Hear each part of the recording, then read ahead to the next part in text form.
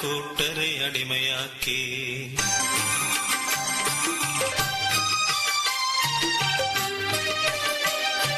ദിവസങ്ങളങ്ങു കൊഴിഞ്ഞിടവേ ഉരടിയാത്തി പെണ്ണിനൊരുണ്ണി പിറന്നു. താരാട്ട് പാടി ഉറക്കിയവൾ അമ്മിഞ്ഞ നൽകി ഉറക്കിയവൾ. രാസയ്യാരോ രാജരാസയ്യാരോ രാസയ്യാരോ രാജരാസയ്യാരോ. തമ്പ്രാന്റെ കൽപ്പനയെത്തി കമ്പളം നാട്ടിക്കു കാലമായി.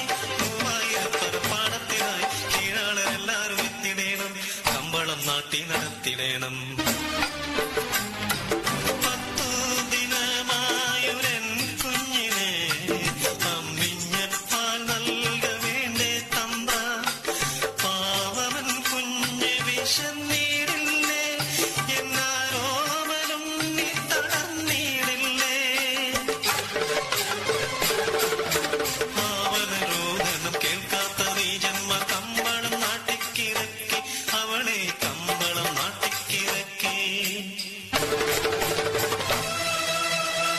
കീഴാളവർഗത്തിൻ ദുർവിധിയോർത്തവൾ കമ്പളം നാട്ടിക്കിറങ്ങി. കമ്പളം നാട്ടിക്കിറങ്ങി.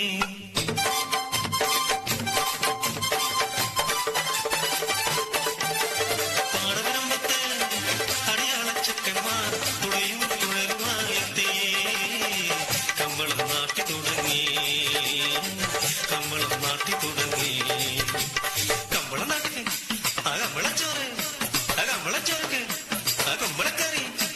കമ്പളം നാട്ടിക്ക് ആ കമ്പളച്ചോറ് ആ കമ്പളച്ചോർക്ക് ആ കമ്പളക്കറി.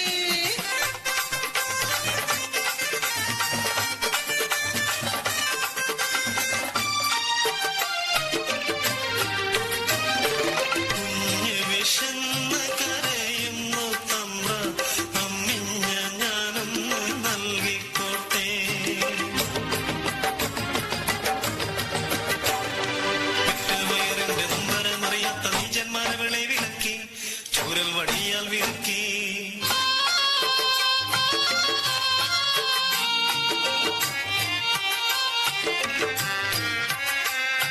പാടങ്ങൾ ഓരോന്നായി നാട്ടിക്കഴിഞ്ഞവൾ ഓടിയരുമതൻ ചാരത്തേക്ക്.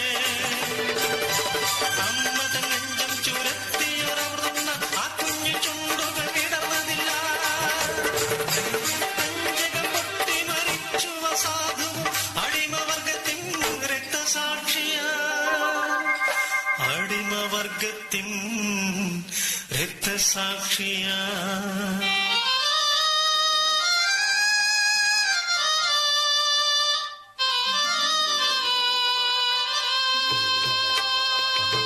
പൊടിയുന്ന നെഞ്ചുമായി ചുരത്തുന്ന മാറുമായി അലയുന്ന അമ്മ തൻ ആത്മാവ്.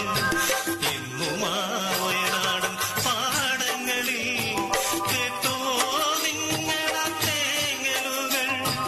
പെറ്റ വയറിന്റെ നൊമ്പരങ്ങൾ.